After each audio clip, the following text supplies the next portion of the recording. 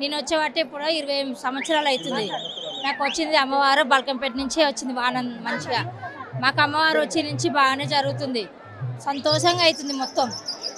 నేను అన్ని వచ్చి పటాలు సంవత్సరం ఎంత ఒంట్లో బాగా లేకుండా సంవత్సరం అమ్మవారు పిలిపించుకుంటుంది. ఆనందంతో మంచి నాకు సంతోషం అనిపిస్తుంది.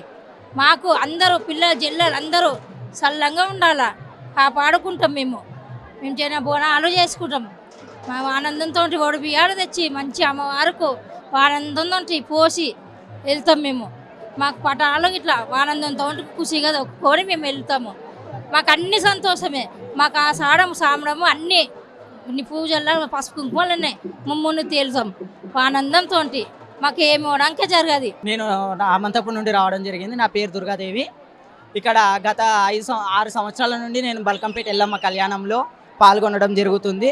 ఈ సంవత్సరం రాష్ట్ర ప్రభుత్వం చాలా ఆనందంగా ఉంది.